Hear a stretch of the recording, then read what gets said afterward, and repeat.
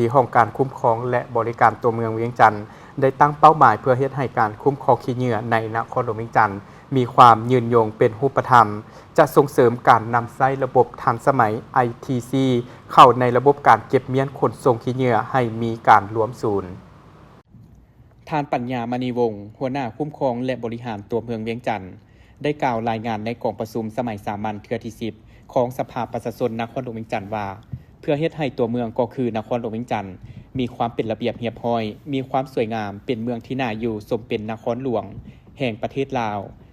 ซึ่งการเก็บเมียนขนส่งขี้เหยื่อในนครหลวงเวียงจันทน์ปัจจุบันมีทั้งหมด11ภาคส่วนในนี้ภาครัฐก็คือห้องการคุ้มครองและบริหารตัวเมืองเวียงจันทน์เป็นผู้ประกอบการและผู้ประกอบการบริษัทเอกชน10ภาคส่วนที่รับผิดชอบให้บริการเก็บเมียนขนส่งขี้เหยื่อตามขอบเขตพื้นที่ห้องการ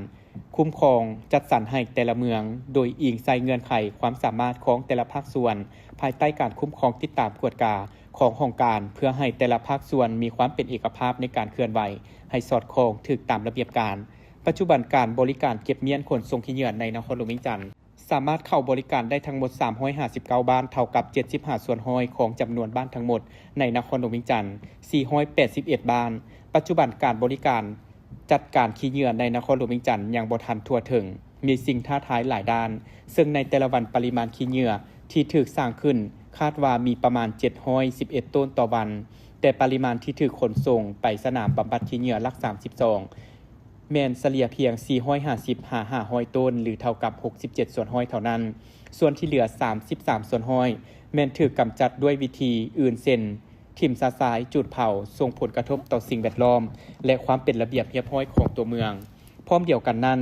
ยังมีเสียงจมว่าของประชาชนและสื่อสังคมออนไลน์เกี่ยวกับขี้เหยื่อตกค้างย้อนการเก็บเมียนบ่ทั่วถึงเอาบ่หมดหรือบริการบ่ถูกตามมือนัดหมาย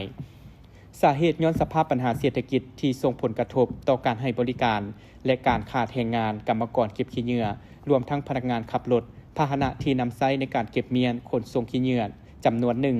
ยังบ่ทันได้มาตรฐานเทคนิคระบบพื้นฐานโครงสร้างยังบ่ทันเพียงพอเป็นต้นสถานีเคียนทายขี้เหยื่อโรงคัดแยกขี้เหยื่อและสนามกำจัดขี้เหยื่อที่บ่ได้มาตรฐาน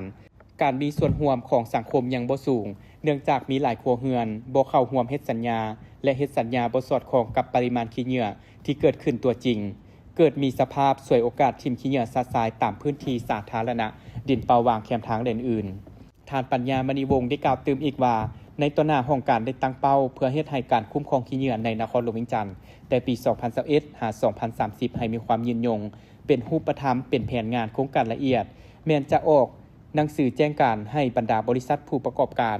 ในการจัดตั้งปฏิบัติข้อตกลงของเจ้าของนครหลวงเวียงจันทน์ว่าด้วยการคุ้มครองและกำจัดขี้เหยื่อในนครหลวงเวียงจันทน์อย่างเข้มงวดดำเนินการโฆษณาเผยแพร่ข้อตกลงดังกล่าวอย่างกว้างขวางทั่วเก้าตัวเมือง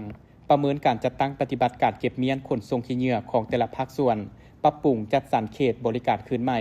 สมทบกับองค์การปกครองเมืองบ้านเพิ่มทวีเวียกงานโฆษณาเผยแพร่บรรดาระเบียบการให้ทุกภาคส่วนประชาชนมีความเข้าใจ